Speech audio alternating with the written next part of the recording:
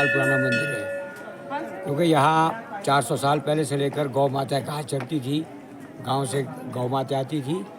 जहाँ वो मंदिर बना है वो दिन के 12 बजे सिंगल एक गौ माता वहाँ जाती थी, काली कपिला गाय।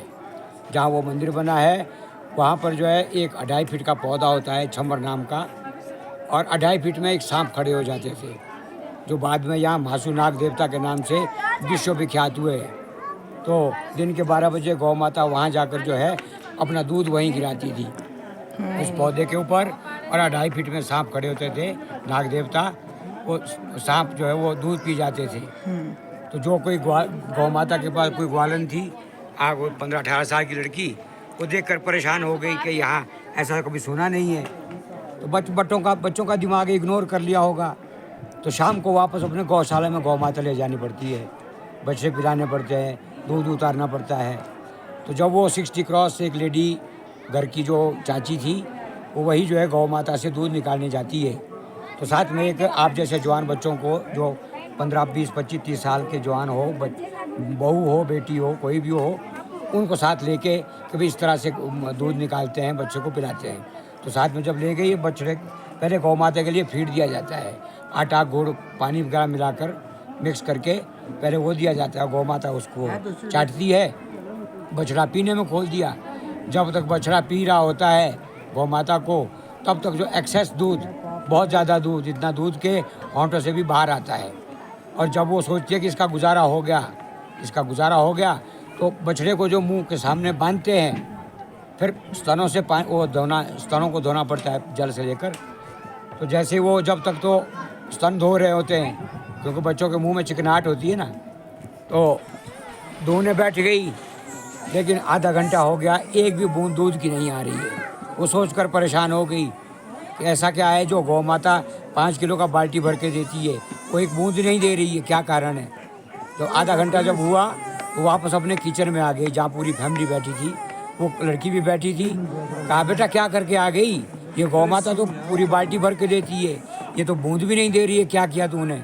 कहते माता जी हमने कुछ नहीं किया है, बट ऐसा ज़रूर देखा है कि सिर्फ वहाँ एक गौ माता वहाँ जाती है, काली कपिला गाय, और वहाँ कहते हैं 2.5 फीट में एक सांप खड़े हैं और वो गौ माता का दूध पीते हैं। कहते बेटा झूठ बोल रही हो तुम, 30-35 साल तो हमको हो गए गाय चराते हुए, हमने कभी देखा नहीं है।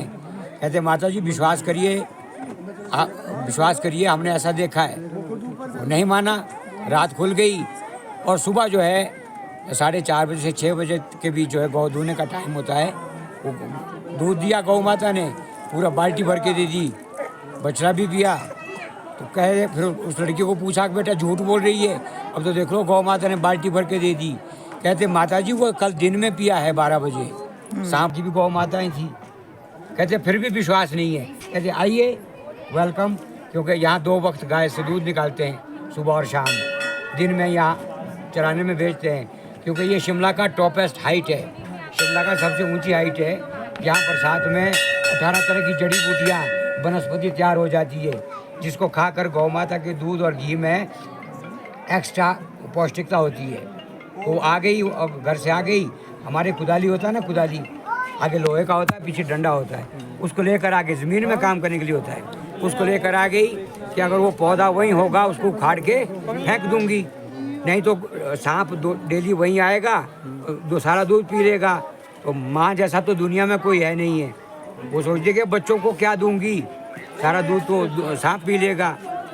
वो जैसे ही गई दिन के 12 बजे, कहीं झाड़ियाँ होगी, उसको क्या कह सकते हैं 400 साल पहले क्या होगा यहाँ।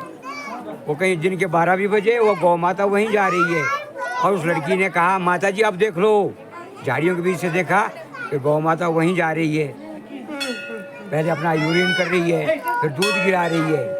और गौ जो लेडी थी बेचारी, और बैठ गई, पास में बैठ गई, हिम्मत ना हो कि आगे कैसे जाऊं, आगे तो सांप खड़े हैं, 1 सेकंड में राम राम कर देंगे। आधा घंटा जब हुआ तो उसका ऑपोजिट साइड, कुदाली का ऑपोजिट साइड, जिस तरफ लोहा का होता है, वो हाथ में करके वो डंडे से गौ माता को यूं टच किया। जैसे टच किया गौ माता वहाँ से साइड में हो गई, और जो सांप खड़े थे वो वहीं पर अंडरग्राउंड हो गए, जमीन दोज हो गए। और बुढ़िया ने सोचा कि अब सही वक्त है, अब यहाँ ना गौ माता है ना सांप है, अब इसको कुदाली से उठा करके इसको उखाड़ के फेंक दूंगी। But man proposes God disposes. इंसान कुछ सोचता है, परमात्मा कुछ करता है। जिन उसने वो कुदाली मारी, अब इतना बारीक पौधा जिसमें 2 रंग की पत्तियां होती है, एक तरफ ब्लैक एक तरफ वाइट, अगर कहीं गलती से कट लग गया हो, ब्लीडिंग आ रही हो, तो उन पत्तों को मसल कर उसका रस उसमें डाल के घाव भी पूरा करता है और ब्लीडिंग भी रोकता है। तो उस पौधे को जब वो इतना बारीक पौधा वो नहीं हिला।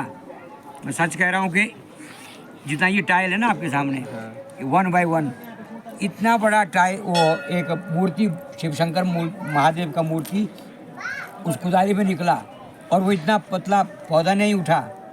जैसे वो कुदाली मारा, इतनी बड़ी मूर्ति जो भोलेनाथ की उस कुदाली में आ गई, जिस मूर्ति में आज भी इस जगह पर कुदाली का निशान है। बाकी तो मूर्ति प्लेन है, शिव शंकर महादेव की मूर्ति है और साथ में नाग बाबा का पूरा चित्र अंकित है। और जैसे वो निकला, वो माँ परेशान हो गई, हाफ मैड हो गई। ऐसे कैसे होता है? कहते अब यहाँ गौ माता थी, सांप था, अब इतना बारीक पौधा हिला नहीं जिसको यूँ उठाने से पिचक जाएगा, वो उठा नहीं है और इतनी बड़ी मूर्ति आ गई और वो हाफ मैड हो गई। पाँव में कोई जूता चप्पल होगा, सिर में कोई कपड़ा होगा, भागी भागी भागी यहाँ से 2-2:30 बजे कहीं अपने गांव पहुँची होगी। फैमिली वालों ने पूछा, बोले भाई आर यू डिस्टर्ब, क्यों पागल हो?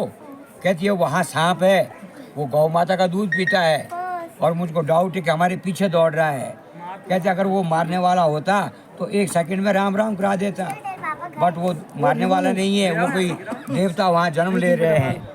तो उन दिनों तो ना मोबाइल हुआ करते थे, आज तो मैसेज के लिए मोबाइल है, आप कहीं से हम कहीं से, हमारी लाइव भी बात हो रही है। कलयुग है ना, कलयुग है।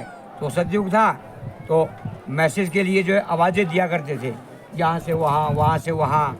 जब चारों ओर के लोगों को आवाज़ें दे दी, फिर जो 60 क्रॉस पर्सन होते हैं बुद्धिजीवी, वो जब इकट्ठे हुए, उन्होंने कहा कि भाई ऐसा है, एक बल्कू नाम के संत थे जिन्होंने शिमला टू कालका रेल लाइन का सर्वे किया था।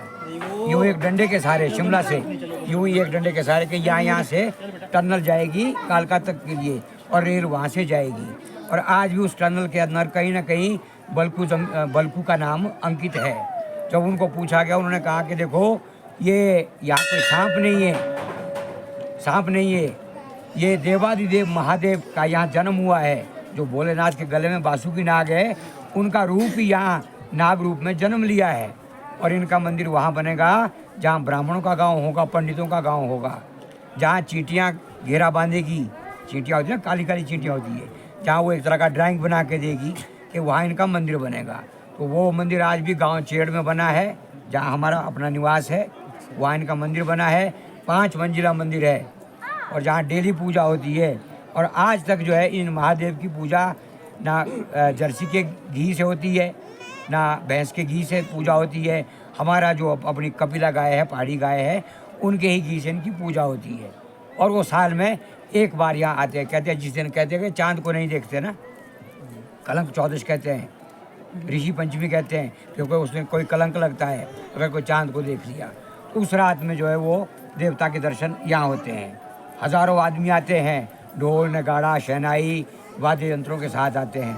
तो जब ये जितना वैली दिख रहा है ना आपको, ये टोटल क्लोज होता है, कोई काम धंधा नहीं होता है। लोग ही लोग, जैसे आपका जैसे आपका महाकुंभ में होता है ना, महाकुंभ में ऐसा रश होता है। तो जब वो रात के 7 शाम के 6 बजे जब ये मंदिर खुलता है, तो देरी पर आकर आज भी 2.5 फीट में नाग बाबा दर्शन दे के फिर ज़मीन दोज हो जाते हैं और सबकी मनोकामना पूर्ण हो जाती है। फिर पूरी रात जो है यहाँ देवता की पूजा होती है। 7 बार देवता खेलते हैं, सबको आशीर्वाद देते हैं कि देखो भैया, इस जगह पर कोई किसी से गलत बात ना करे, शराब पी के ना आए, जुआ ना करे, मांस मदिरा का इस्तेमाल ना करे, किसी आदमी से झूठ ना बोले, किसी का सामान ना चुराए। कहते यहाँ तो लाखों का कारोबार होगा, लाखों का क्या, यहाँ तो करोड़ों का कारोबार हो रहा है। आप देख लो, आप यहाँ आपका यूपी, एमपी, उत्तराखंड, आपका नेपाल, सारे लोग यहाँ धंधा कर रहे हैं, सब कमा रहे हैं, ऐसा है। अब वहाँ देखो लाखों चुनियाँ बांधी उस मंदिर में, ये अपनी मनोकामना के लिए जिसने भी यहाँ चुन्नी बांध ली, वो कोई 4 साल बाद आ रहा, कोई 5 साल बाद आ रहा है। कहते हैं भैया हमने भी ऑल इंडिया घूम लिया, लेकिन जो नाग देवता की कृपा हुई है, ऐसी कृपा कहीं हुई नहीं है। ऐसी कृपा है कि महादेव की, कि अब यहाँ का जो नाम दिया ना, मासू पीक टूरिस्ट प्लेस नेम दिया, ये ड्यू टू मासू नाग देवता। अदरवाइज यहाँ वो तो जो मूर्ति निकली थी, खोदी थी, वो इसी मंदिर में है। हाँ, जो अंदर में मूर्तियाँ हैं, फिर बाद में ये बनाया है बाबा हनुमान दास बर्फानी जी ने, जिनकी मूर्ति अंदर है, आपने अंदर दर्शन किए होंगे।